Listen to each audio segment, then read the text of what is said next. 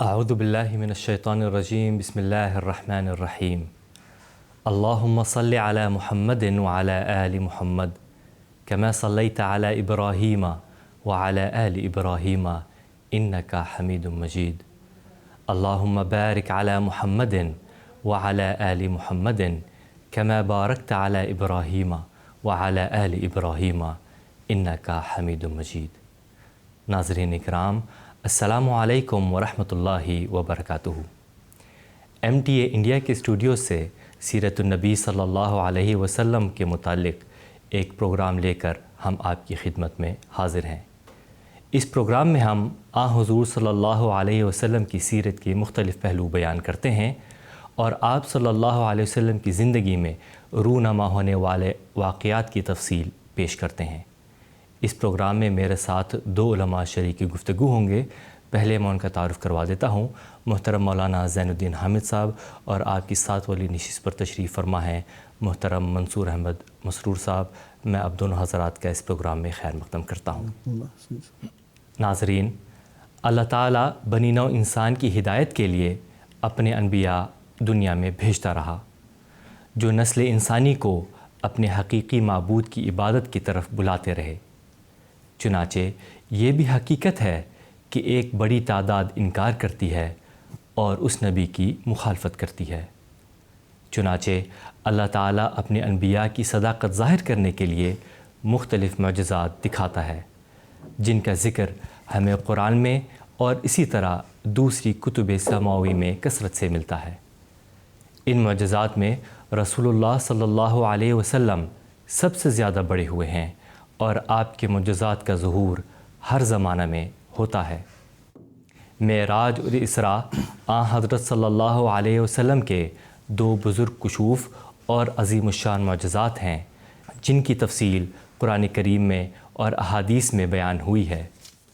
اسی سلسلے میں میرا پہلا سوال محترم مولانا زین الدین حامد صاحب سے یہ ہے کہ اسراء اور معراج کے متعلق کیا وضاحت ہے، اس کی کیا تاریخ ہے، ہمارے ناظرین کے لیے کچھ بتائیں۔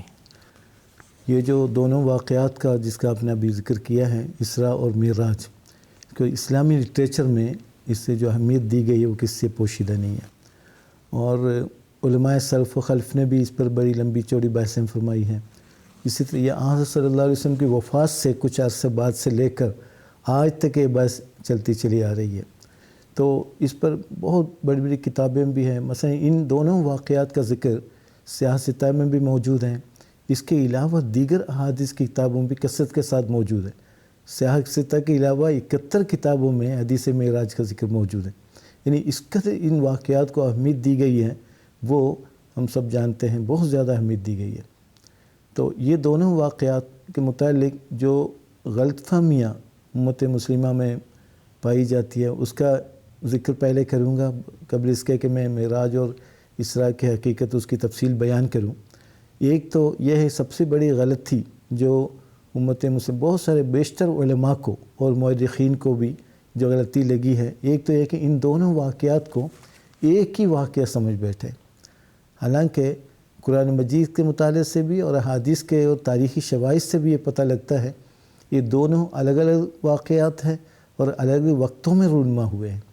یہ چونکہ قرآن مجید میں سورۃ النجم میں معراج کا ذکر ملتا ہے، آنس صلی اللہ علیہ وسلم کے مکے سے آسمان کا سیر کرائے جانے کا ذکر ملتا ہے، اسی طرح سورہ اسراء میں اسراء کا ذکر ملتا ہے، اللہ تعالیٰ نے اس کا ذکر فرمایا ہے۔ تو بخاری میں دیکھیں، بخاری نے دونوں واقعات کو الگ الگ بیان کیا، الگ الگ باب باندھ کر بیان کیا ہے، اور اسی طرح دیگر کتابوں میں بھی مشہور مورخ ابن سعد نے بھی، اسی طرح مختلف ابن ہشام وغیرہ نے بھی ان دونوں واقعات کو الگ الگ بیان کیا ہے۔ لیکن بیشتر علماء کا یہ کہنا یہ دونوں ایک ہی واقعہ یا ایک ہی واقعے کے دو حصے ہیں، بالکل غلط ہے۔ قرآن مجید اس کی تردید فرماتا ہے اور احادیث و تاریخ شواہد بھی اس کی تردید فرماتے ہیں۔ سب سے پہلے یہ بنیادی طور پہ یہ بات سمجھ لیں۔ دوسری جو بنیادی غلط تھی جو چلی آ رہی ہے وہ یہ ہے ان دونوں واقعات کو جسمانی واقعہ سمجھ بیٹھیں، جبکہ قرآن مجید اس کی تردید فرماتا ہے۔ خاص طور پر آپ پتہ ہے کہ انبیاء علیہ السلام کبھی بھی اختراعی معجزات نہیں دکھاتے، کوئی بھی نبی نہیں دکھاتا۔ ہاں البتہ اقتداری معجزات دکھاتے ہیں، وہ بالکل الگ نوعیت کا ہے۔ کہ حضرت صلی اللہ علیہ وسلم جب کفار نے مطالبہ کیا کہ بہت سارے مطالبے اختراعی معجزات کا ذکر قرآن کریم میں آتا ہے، اس میں ایک تو یہ تھا او ترقا فی السماء ولن نؤمن لرقیک حتی تنزل علینا کتابا نقرأہ، آپ آسمان پر چڑھ جائیں اور آسمان چڑھنے کو اس وقت ہم مانیں گے جب کتاب نازل لے کے آ جائیں تو ہم اس کو پڑھ سکیں۔ تو جب یہ حضرت صلی اللہ علیہ وسلم نے قرآن مجید میں کے ذریعے سے حضرت صلی اللہ علیہ وسلم کے جسمانی طور پر آسمان پر چڑھنے سے صریح ممانعت ہے، تو کیسے ممکن ہے یہ حضرت صلی اللہ علیہ وسلم جب معراج کے متعلق بیان کیا کفار کوئی نہ کوئی اعتراض اٹھاتے، لیکن ایسا نہیں ہوا۔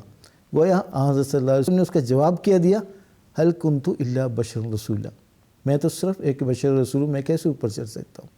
تو یہ واقعہ دراصل معراج ایک عظیم شان کشف ہے، اعلیٰ درجے کا کشف ہے جو حضرت صلی اللہ علیہ وسلم کو دکھایا گیا، اور اس میں امت محمدیہ کو آئندہ آنے والی عظیم شان فتوحات اور ترقیات کا ذکر کیا گیا ہے، اور بعد میں آنے والے واقعات نے بھی اس کی تصدیق کی ہے، کس طرح اسلام کو عظیم شان ترقیات اللہ تعالیٰ نے عطا فرمائی، اور وہ عرب سے کے حدود سے نکل کر ساری دنیا میں اسلام پھیلا۔ بہت ساری وہ ایک چیز، وہ بہت لمبی حدیث سے وہاں ذکر نہیں کیا جا سکتا، لیکن ایک بات تو یہ یاد رکھیں کہ یہ ایک اعلیٰ ترین روحانی کشف تھا۔ حضرت عائشہ رضی اللہ تعالیٰ عنہ سے مروی ہے ثم استيقظ وهو فی المسجد الحرام، معراج کے بیان کرنے کے بعد آپ فرماتی ہیں ثم استيقظ وهو فی المسجد الحرام، پھر آپ بیدار ہوئے اور مسجد حرام میں تھے۔ دوسری بات یہ بھی روایت ملتی ہے ما فقد جسمہ، آپ کا جسم غائب نہیں ہوا معراج کی رات کو۔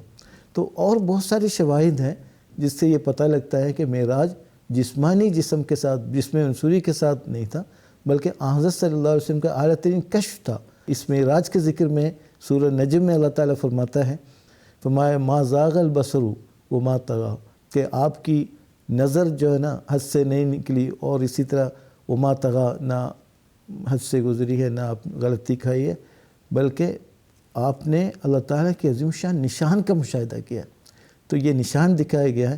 اسی طرح وما جعلنا الرؤيا التي أريناك إلا فتنة للناس، جو رؤیا ہم نے دکھایا ہے تو وہ دراصل لوگوں کی آزمائش کے لیے ہے۔ اس میں بھی اس میں رؤیا کا ذکر کیا گیا ہے، یعنی حضرت اقدس مسیح موعود نے فرمایا تھا ہم اسے خواب نہیں کہہ سکتے، نہ حضور نے فرمایا کہ عین بیداری میں، بیداری سے بھی بڑھ کر کہ عظیم شان کشف پر مشتمل تھا۔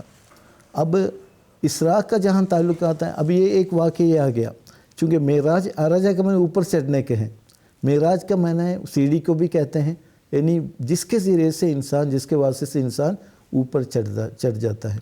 تو بشر ہونے کی حیثیت سے، نبی بشر ہونے کی حیثیت سے کبھی بھی جسمانی طور پر اپنے ظاہری جسم کے ساتھ اوپر چڑھ نہیں سکتے، جیسا کہ میں نے ابھی آپ کو آیت کے ذریعے بتا دیا ہے۔ تو بلکہ یہ ایک عظیم شان روحانی نظارہ تھا، روحانی کشف میں شامل تھا۔ دوسرا واقعہ اسراء کا ہے۔ یہ دونوں واقعات ہجرت مدینہ سے کچھ عرصے پہلے دکھائے گئے، تو اس کے لیے بعض شواہد موجود ہے نمازی فرضیت وغیرہ کے بارے میں۔ تو بہرحال یہ جو دوسرا واقعہ اسراء کا ہے، معراج کا جیسا کہ میں بتایا اوپر چڑھنے کے ہیں معراج، یعنی اسی وجہ سے اس کا نام معراج رکھا گیا ہے۔ دوسرا اسراء ہے، اسرا بعبدہ، اسرا کا معنی ہے رات کو کسی جگہ منتقل کرنا، سفر کرنے کے معنی میں۔ چنانچہ قرآن کریم سورۃ الاسراء میں اللہ تعالیٰ فرماتا ہے کہ سبحان الذی اسرا بعبدہ لیلا من المسجد الحرام الی المسجد الاقصی الذی بارکنا حولہ، یعنی کہ سبحان الذی اسرا بعبدہ، وہ خدا، وہ ذات کتنا پاکیزہ ذات ہے جس نے اپنے بندے کو حضرت صلی اللہ علیہ وسلم کو رات کے وقت سیر کرایا، مسجد حرام سے بیت المقدس کی طرف آپ کو سیر کرایا، کس لیے؟ لنریہ من آیات ربنا الکبریٰ، اللہ تعالیٰ کے بڑے بڑے نشانات دکھانے کے لیے۔ تو اس میں بھی یہ بھی دراصل کسی مصلحت کے تحت اللہ تعالیٰ نے آپ کو یہ نظارہ دکھایا ہے۔ بہت ساری اس میں پیشگوئیاں مضمر ہے، 1400 سال 1500 سال کے قریب ہو گیا ہے۔ تاریخ کے مطالعے سے پتہ لگتا ہے وہ ایک ایک بات اس میں وہ پیشگوئی کا رنگ رکھتی ہے، وہ زمانے کے ساتھ ساتھ پوری ہوتی چلی جا رہی۔ اگر یہ دونوں واقعات حضرت صلی اللہ علیہ وسلم کی صداقت کا عظیم شان معجزات میں شامل ہے، یہ ایک عظیم شان نظارہ ہے جو آپ کو دکھایا گیا، کشفی نظارہ تھا، اور اس میں ایک ایک بات اسلام کے عظیم شان فتوحات اور ترقیات کا ذکر کیا گیا ہے۔ میں حضرت اقدس مسیح علیہ السلام جو حکم عدل کے طور پر اس زمانے میں مبعوث ہوئے ہیں، آپ کے ایک اقتباس پیش کروں گے اس سلسلے میں۔ حضور فرماتے ہیں سیر معراج اس جسم کثیف کے ساتھ نہیں تھا، بلکہ وہ نہایت اعلیٰ درجے کا کشف تھا جس کو در حقیقت بیداری کہنا چاہیے۔ ایسے کشف کی حالت میں انسان ایک نوری جسم کے ساتھ حسب استعداد نفس ناطقہ اپنے کے آسمانوں کی سیر کر سکتا ہے۔ بس چونکہ حضرت صلی اللہ علیہ وسلم کے نفس ناطقہ کی اعلیٰ درجے کی استعداد تھی اور انتہائی نقطہ تک پہنچی ہوئی تھی، اس لیے وہ اپنی معراج سیر میں معمورہ عالم کے انتہائی نقطہ تک جو عرش عظیم سے تعبیر کیا جاتا ہے پہنچ گئے۔ سو در حقیقت یہ سیر کشفی تھا جو بیداری سے اشد درجہ پر مشابہ ہے، بلکہ ایک قسم کی بیداری ہی ہے۔ میں اس کا نام خواب ہرگز نہیں رکھتا اور نہ کشف کے ادنا درجوں میں سے اس کو سمجھتا ہوں، بلکہ ایک کشف کا بزرگ ترین مقام ہے، ازالِ ہم اس سے اول۔ فرمایا ہمارا ایمان ہے کہ حضرت صلی اللہ علیہ وسلم کو معراج ہوا تھا، مگر اس میں جو بعض لوگوں کا عقیدہ ہے کہ وہ صرف ایک معمولی خواب تھا، سو یہ عقیدہ غلط ہے۔ اور جن لوگوں کا عقیدہ ہے کہ معراج میں حضرت صلی اللہ علیہ وسلم اسی جسد عنصری کے ساتھ آسمان پر چلے گئے تھے، سو یہ عقیدہ بھی غلط ہے۔ بلکہ اصل بات اور صحیح عقیدہ یہ ہے کہ معراج کشفی رنگ میں ایک نورانی وجود کے ساتھ ہوا تھا، اور وہ ایک وجود تھا مگر نورانی، اور ایک بیداری تھی مگر کشفی اور نورانی، جس کو اس دنیا کے لوگ نہیں سمجھ سکے۔ الحکم 10 نومبر 21 مورخہ 17 جون 1906۔ تو اس اقتباس سے بھی عیاں ہے، ظاہر ہے حضرت اقدس مسیح علیہ السلام نے اس اختلاف کا بطور حکم فیصلہ، قطعی فیصلہ فرما دیا ہے، جو 1400 سال سے امت مسلمہ میں یہ بحث چلی آ رہی تھی، معراج جسمانی تھا یا روحانی تھا، اسراء جسمانی تھا یا معراج تھا۔ اسی سے ان دونوں واقعات جو غلط ملت ہونے کا جو احتمال تھا اس کو بھی ختم کر دیا ہے۔ جزاکم اللہ تعالی احسن الجزاء۔ اب میں محترم منصور احمد صاحب سے پوچھنا چاہتا ہوں کہ اسلام کے ابتدائی چند سالوں میں مسلمانوں کو مکہ سے حبشہ کی طرف بھی ہجرت کرنی پڑی، اس واقعے کی تفصیل بیان کرنے کی درخواست ہے۔ ہجرت حبشہ کے ضمن میں اختصار کے ساتھ عرض ہے کہ حبشہ کو آج کل ایتھوپیا کہتے ہیں۔ یہ مشرقی افریقہ کا ایک ملک ہے۔ ان دنوں یہ ایک طاقتور عیسائی ملک تھا، اور آج بھی یہ عیسائی اکثریت ملک ہے۔ Eritrea, Djibouti, Somalia, Kenya, Sudan اس کے پڑوسی ممالک ہیں۔ حبشہ کے ساتھ عرب کے تجارتی تعلقات تھے۔ اس زمانہ میں حبشہ کے بادشاہ کو نجاشی کہا جاتا تھا، اور حضرت صلی اللہ علیہ وسلم کے وقت جو حبشہ کا بادشاہ تھا اس کا نام اسہمہ تھا۔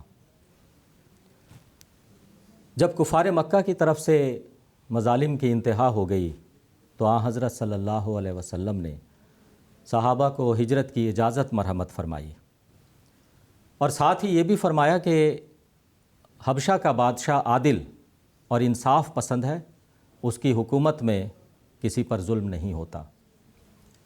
اور جب مسلمان ہجرت کر کے حبشہ پہنچے تو حضرت صلی اللہ علیہ وسلم کی یہ بات حرف بحرف سچی ثابت ہوئی۔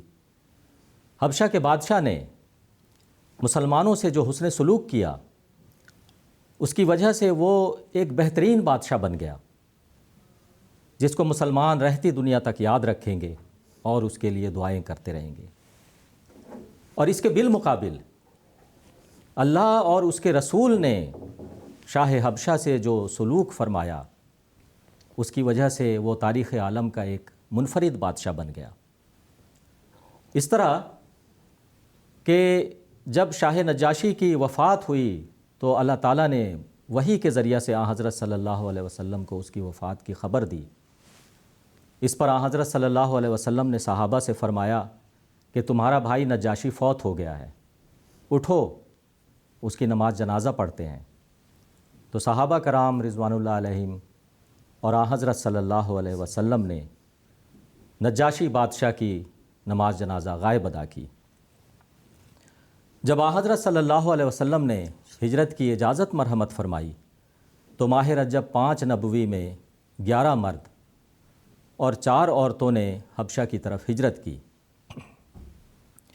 ان ہجرت کرنے والوں میں حضرت عثمان بن عفان رضی اللہ عنہ اور آپ کی زوجہ محترمہ رقیہ بنت رسول صلی اللہ علیہ وسلم، اور اسی طرح عبد الرحمن بن عوف، زبیر بن عوام اور عثمان بن مظعون اور اسی طرح مصعب بن عمیر کے نام شامل ہیں۔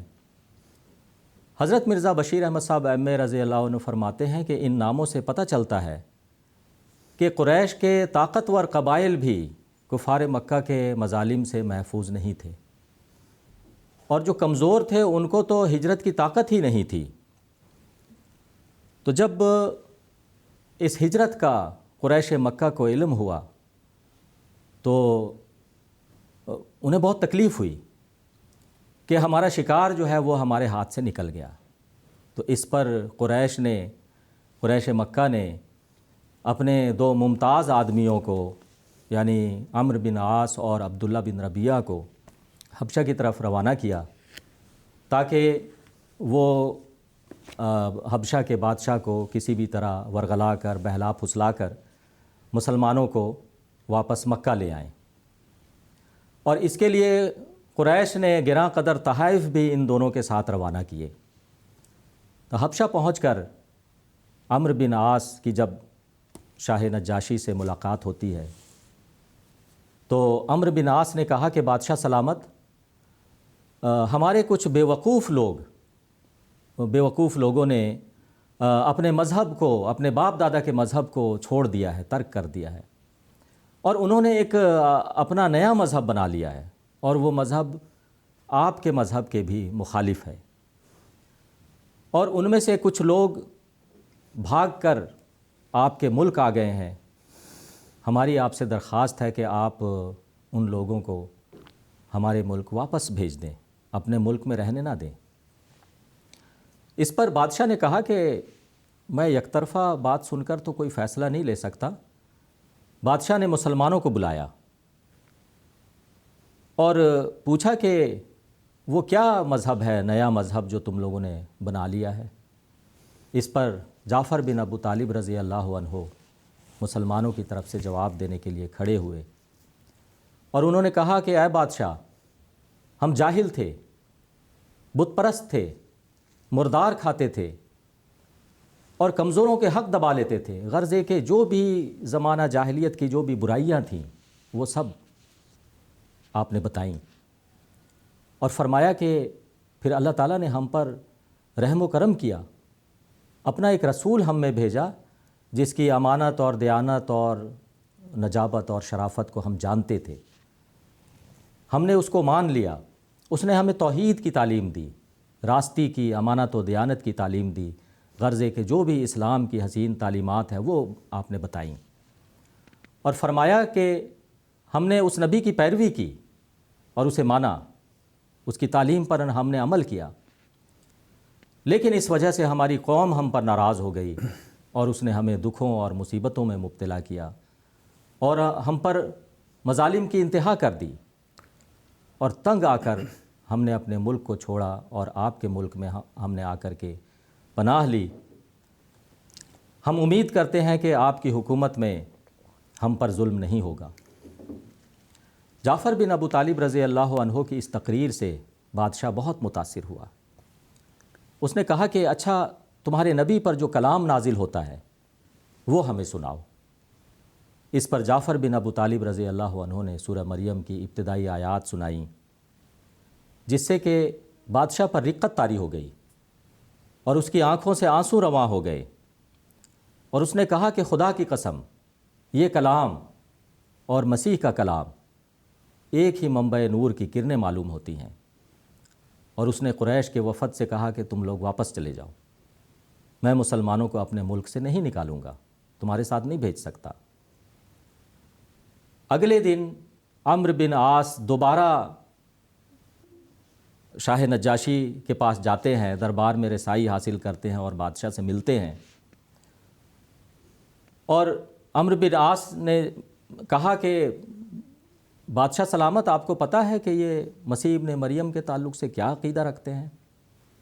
تو بادشاہ نے پھر مسلمانوں کو بلایا کہ تم مسیح ابن مریم کے تعلق سے کیا عقیدہ رکھتے ہو؟ تو صحابہ جو تلوار کے سایوں میں بھی حق بات کہنے سے ڈرتے نہیں تھے، جعفر بن ابو طالب رضی اللہ عنہ نے جو حقیقت تھی وہ بادشاہ کو بتائی کہ اے بادشاہ، ہم مسیح ابن مریم کو خدا نہیں، خدا کا بندہ قرار دیتے ہیں، لیکن عام بندہ نہیں، بہت ہی مقرب بندہ اور اس کا رسول۔ اس پر نجاشی بادشاہ نے فرش پر سے ایک تنکا اٹھایا اور کہا کہ جو تم نے مسیح ابن مریم کے تعلق سے بیان کیا ہے، اس سے اس تنکا کے برابر بھی زیادہ میں مسیح ابن مریم کو نہیں سمجھتا۔ اس پر جو دربار کے عیسائی پادری تھے وہ ناراض ہو گئے، لیکن بادشاہ نے ان کی ناراضگی کی کوئی پرواہ نہیں کی، اور اس طرح قریش کا وفد ناکام و نامراد واپس لوٹ گیا۔ اور پھر حضرت مرزا بشیر احمد صاحب ایم اے رضی اللہ عنہ فرماتے ہیں کہ بعد میں بھی دوسرے مسلمانوں نے ایک ایک کر کے خفیہ حبشہ کی طرف ہجرت کی، جن کی تعداد تقریباً 100 تک پہنچتی ہے، اور مورخین اسے ہجرت حبشہ ثانیہ کے نام سے موسوم کرتے ہیں۔ جی جزاکم اللہ تعالی احسن جزا۔ اب میں محترم مولانا زین الدین حامد صاحب سے پوچھنا چاہتا ہوں کہ ہر مسلمان پر فرض ہے کہ وہ دن میں 5 وقت نماز ادا کرے، یہ نمازوں کی شروعات کہاں سے ہوئی اور فرضیت کب سے شروع ہوئی؟ جو اگرچہ جس شکل میں اسلامی نماز آج ہم پڑھتے ہیں یہ واقعہ معراج کے ساتھ اس کا تعلق ہے، لیکن تاریخ سے اور سیرت کی کتابوں کے مطالعے سے پتہ لگتا ہے کہ واقعہ معراج سے پہلے بھی حضور صلی اللہ علیہ وسلم اور آپ کے صحابہ نمازیں پڑھا کرتے تھے، اور کبھی مختلف جگہ علاقوں میں جا کر تنہائی میں کبھی ایک ایک کر کے 2 کر کے نماز ادا کیا کرتے تھے۔ لیکن جس تفصیل کے ساتھ 5 نماز کی فرضیت کا اللہ تعالی نے حکم نازل فرمایا ہے وہ واقعہ معراج سے اس کا تعلق ہے۔ چنانچہ وہ اس سلسلے میں جیسا کہ میں نے قبل ازیں بتا دیا تھا، حدیث معراج بہت لمبی حدیث ہے، اس میں اتنا حصہ جس کا نماز کی فرضیت کے ساتھ تعلق رکھتا ہے میں سنانا چاہوں گا تھوڑا سا حصہ۔ تو انس بن مالک رضی اللہ عنہ سے روایت میں یہ حدیث ہے، حضرت صلی اللہ علیہ وسلم نے فرمایا معراج کی رات کو کہ اللہ تعالی نے میری امت پر 50 نمازیں فرض کی ہیں۔ پھر آپ واپس آئے تو دوران واپسی حضرت موسیٰ علیہ السلام کے آپ کی ملاقات ہو جاتی ہے۔ یہ سارے واقعات میٹافوریکل ہے، ایک نظارہ ہے۔ تو کشفی رنگ میں موسیٰ علیہ السلام سے ملاقات ہو جاتی تھا، آپ نے فرمایا کہ یہ تو آپ کی امت کے لیے بہت گراں ہے، یہ تو بہت مشکل ہے، آپ کی امت اس پر عمل نہیں کر سکے گی، میرا تجربہ ہے بنی اسرائیل کا، اس لیے آپ واپس حضور اللہ تعالیٰ کے حضور حاضر ہو پھر عرض کرے۔ یہ پورے واقعہ ایسا ہے، اس کا خلاصہ یہ ہے۔ تو پھر حضور واپس جاتے ہیں، تخفیف کی درخواست کرتے ہیں، پھر آتے ہیں موسیٰ علیہ السلام کی تحریک پر، پھر جاتے ہیں، کرتے کرتے آخر 5 صلوات 5 نمازوں تک اللہ تعالیٰ نے تخفیف فرما دی۔ اس پر بھی موسیٰ علیہ السلام نے فرمایا کہ نہیں یہ بھی آپ کی امت کے لیے گراں گزرے گی، آپ کے لیے مشکل ہے اس پر عمل کرنا، پھر جائے۔ اس پہ حضور نے فرمایا نہیں اب مجھے شرم آتی ہے، میں بار بار اب نہیں جا سکتا۔ اس طریقے سے واقعہ اس معراج میں اللہ تعالیٰ نے 5 نماز کی فرضیت کا حکم دیا ہے۔ تو سب سے پہلا اسلام کا رکن اور سب سے بڑا رکن جو روزانہ 5 ٹائم تو ادا کرنا اس مومنوں پر فرض ہے، اللہ تعالیٰ نے اس معراج کے رات کو یہ فرض کیا ہے۔ حضرت صلی اللہ علیہ وسلم نے اس قدر اس کی اہمیت کو بیان کیا ہے کہ ایک جگہ فرمایا کہ الصلاۃ عماد الدین، نماز دین کا ستون ہے، ستون کے بغیر کوئی عمارت کھڑی نہیں ہو سکتی۔ تو اسلامی عمارت کو قائم رکھنے کے لیے نماز اہم ترین ستون کا کام دیتی ہے۔ پھر فرمایا الصلاۃ معراج المومنین، نماز مومنوں کی ترقی کا ذریعہ ہے، معراج ہے، سیڑھی ہے، اس کے بغیر انسان ترقی نہیں کر سکتا۔ پھر فرمایا کہ الصلاۃ مناجات رب العالمین، نماز اللہ تعالیٰ کے ساتھ گفت و شنید کا نام ہے۔ سورہ فاتحہ میں جیسا کہ ہم ابتدا میں غائبانہ طور پر اللہ تعالیٰ کا ذکر کرتے ہیں، رب العالمین، مالک یوم الدین وغیرہ کر کے، الرحمن الرحیم، یعنی 4 صفات غائبانہ رنگ میں بیان کرتے ہیں۔ اس کے بعد اچانک جو ہے نا اس کو ہم سیدھے مخاطب کرتے ہیں، ایاک نعبد و ایاک نستعین۔ تو یہ سب سبق ہمیں دے رہا ہے، گویا نماز جیسا کہ آپ نے فرمایا الصلاۃ مناجات رب العالمین، اللہ تعالیٰ کے ساتھ گفت و شنید کا نام ہے۔ اگر معراج کے واقعے کے ساتھ اس کا گہرا تعلق ہے، اسی رات کو اللہ تعالیٰ نے فرض کیا، پھر رفتہ رفتہ اللہ تعالیٰ نے تمام تر نماز سے متعلق احکامات کو نازل کرتا رہا، اور اسلامی تاریخ میں، اسلامی لٹریچر میں یہ محفوظ ہے۔ حضرت اقدس مسیح علیہ السلام کا ایک مختصر اقتباس سنانا چاہوں گا۔ حضور فرماتے ہیں کہ در حقیقت خدا نے اپنی محبت سے بھری ہوئی یاد کو، جس کو دوسرے لفظوں میں نماز کہتے ہیں، ان کے لیے ایک ضروری غذا مقرر کر دیا ہے، اور اپنی محبت ذاتیہ سے ان پر تجلی فرما کر یاد الہی کی ایک دلکش لذت ان کو عطا کی ہے۔ بس اس وجہ سے یاد الہی جان کی طرح بلکہ جان سے بڑھ کر ان کو عزیز ہو گئی ہے، اور خدا کی ذاتی محبت ایک نئی روح ہے جو شعلے کی طرح ان کے دلوں پر پڑتی، اور ان کی نماز اور یاد الہی کو ایک غذا کی طرح ان کے لیے بنا دیتی ہے۔ بس وہ یقین رکھتے ہیں کہ ان کی زندگی روٹی اور پانی سے نہیں بلکہ نماز اور یاد الہی سے جیتے ہیں۔ جی جزاکم اللہ تعالی احسن جزا۔ اب اس پروگرام کا آخری سوال میں محترم منصور احمد صاحب سے پوچھنا چاہتا ہوں کہ قریش کے علاوہ رسول کریم صلی اللہ علیہ وسلم نے عرب کے قبائل میں کس طرح تبلیغ کی اور کس طرح اللہ تعالیٰ کے پیغام کو پہنچایا؟ قریش کے علاوہ دیگر قبائل میں جہاں تک تبلیغ اسلام کا سوال ہے، تو اس ضمن میں عرض ہے کہ حج کے ایام میں عرب کے ہر علاقہ سے اور دور دراز علاقہ سے مکہ میں لوگ جمع ہوتے، اور اسی طرح جو حرمت والے مہینے ہیں جن میں کہ حج کا مہینہ بھی شامل ہے، عکاظ، مجنہ اور ذوالمجاز میں کثرت سے لوگوں کا اجتماع ہوتا۔ عکاظ، مجنہ اور ذوالمجاز یہ زمانہ جاہلیت کے بازاروں کے نام ہیں۔ ان بازاروں میں مختلف اغراض اور مختلف مقاصد کے لیے قبائل جمع ہوتے تھے، تو حضرت صلی اللہ علیہ وسلم نے ان موقعوں سے بھرپور فائدہ اٹھایا۔ آپ نے قبائل کا دورہ کیا اور ان تک اسلام کا پیغام پہنچایا۔ کچھ قبائل کے نام میں لیتا ہوں جو حضرت مرزا بشیر احمد صاحب ایم.اے رضی اللہ عنہ نے اپنی کتاب سیرت خاتم النبیین میں درج فرمائے ہیں، جیسے بنو عامر بن صعصع، بنو محارب، فزارہ، غسان، مرہ، بنو حنیفہ، سلیم، عبس، کندہ، کلب، حارث، عزرا، ہزارمہ۔ تو ان سب قبیلوں کو باری باری حضرت صلی اللہ علیہ وسلم نے اسلام کا پیغام پہنچایا اور اسلام کی دعوت دی، لیکن سب نے انکار کیا، اور سب سے زیادہ سختی کے ساتھ انکار کرنے والے بنو حنیفہ کے لوگ تھے۔ بنو حنیفہ یمن کا قبیلہ ہے جہاں کا کہ مسیلمہ کذاب رہنے والا تھا۔ حضرت مرزا بشیر احمد صاحب ایم.اے رضی اللہ عنہ فرماتے ہیں کہ حضرت صلی اللہ علیہ وسلم کا یہ قبائل کا دورہ بھی ایک عجیب منظر پیش کرتا ہے۔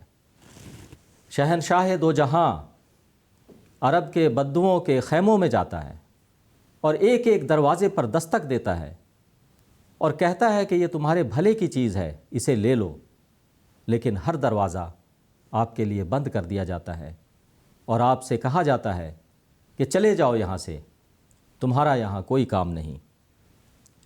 پھر اس کے علاوہ حضرت صلی اللہ علیہ وسلم کی تبلیغ سے جو شخص مسلمان ہوتا، اس کے ذریعہ سے اس کے قبیلہ تک اسلام کا پیغام پہنچ جاتا۔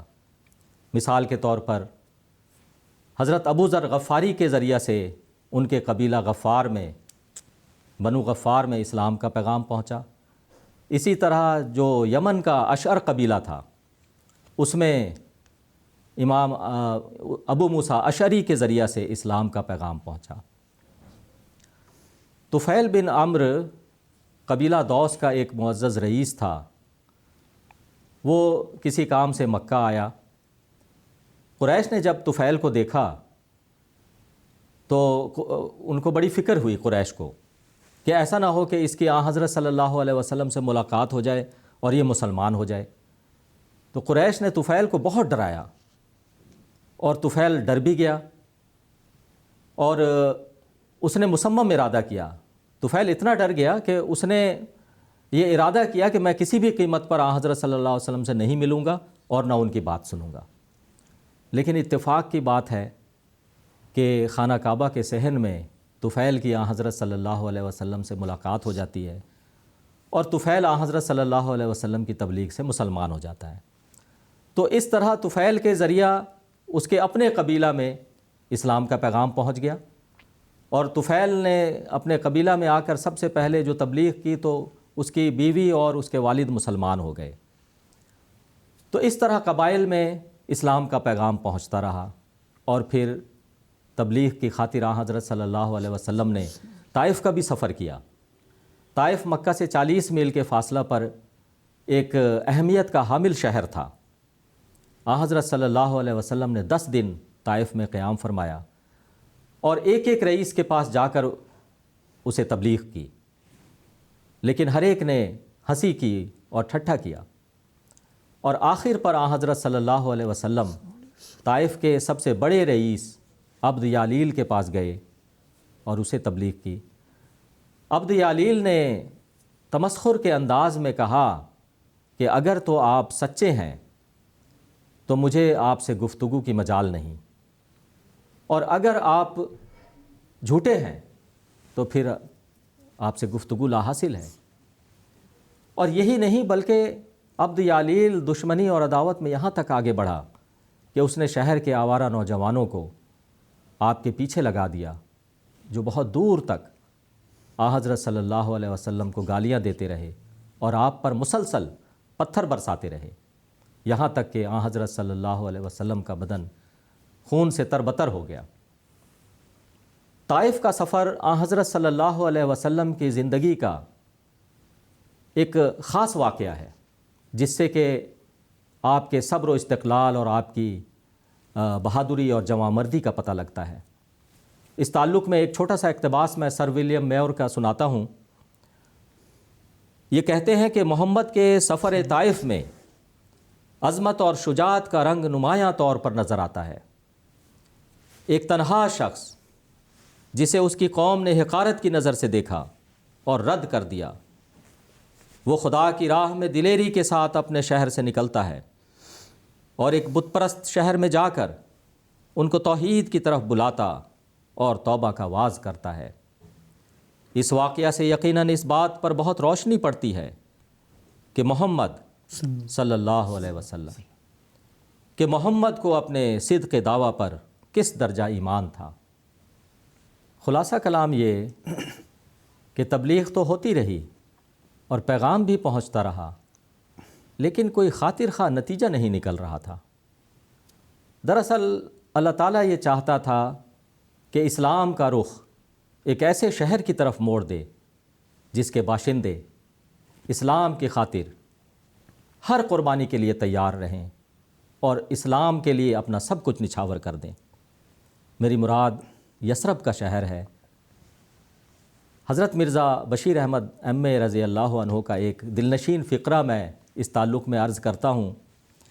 آپ فرماتے ہیں کہ ناگاہ یثرب کی جانب کا کنارہ ٹوٹ کر گرا اور اسلامی چشمہ کا پانی جو چاروں طرف راستہ بند ہونے کی وجہ سے اب تک اپنے کناروں کے ساتھ ٹکرا کر رہ جاتا تھا، بڑے زور کے ساتھ اس راستہ سے بہہ نکلا۔ یعنی مدینہ کے لوگوں کو اللہ تعالیٰ نے اسلام قبول کرنے کی توفیق عطا فرمائی، اور انہوں نے اسلام کی خاطر وہ قربانی کی کہ اس کی مثال نہیں مل سکتی۔ ایک جگہ حضرت مسلم موعود رضی اللہ عنہ نے تحریر فرمایا کہ اے انصار، میری جان تم پر قربان، تم کتنا ثواب لے گئے۔ جزاکم اللہ تعالی احسن الجزا۔ ناظرین، اسی کے ساتھ ہمارے آج کے پروگرام کا وقت ختم ہوا چاہتا ہے۔ اختتام پر حضرت اقدس مسیح موعود علیہ الصلوۃ والسلام کا ایک اقتباس پیش کرنا چاہوں گا۔ حضور علیہ السلام فرماتے ہیں، رسول اللہ صلی اللہ علیہ وسلم کی 13 سالہ زندگی جو مکہ میں گزری، اس میں جس قدر مصائب اور مشکلات آ حضرت صلی اللہ علیہ وسلم پر آئیں، ہم تو اس کا اندازہ بھی نہیں کر سکتے۔ دل کانپ اٹھتا ہے جب ان کا تصور کرتے ہیں۔ اس سے رسول اللہ صلی اللہ علیہ وسلم کی اعلیٰ حوصلگی، فراخ دلی، استقلال اور عزم و استقامت کا پتہ لگتا ہے۔ کیسا کوہ وقار انسان ہے کہ مشکلات کے پہاڑ ٹوٹ پڑتے تھے مگر اس کو ذرا بھی جنبش نہیں دے سکتے۔ وہ اپنے منصب کے ادا کرنے میں ایک لمحہ سست اور غمگین نہیں ہوا۔ وہ مشکلات اس کے ارادے کو تبدیل نہیں کر سکیں۔ ملفوظات جلد اول صفحہ نمبر 516۔ ناظرین، اسی کے ساتھ ہمارے آج کا پروگرام اختتام پذیر ہوتا ہے۔ اجازت دیجیے۔ السلام علیکم ورحمۃ اللہ وبرکاتہ۔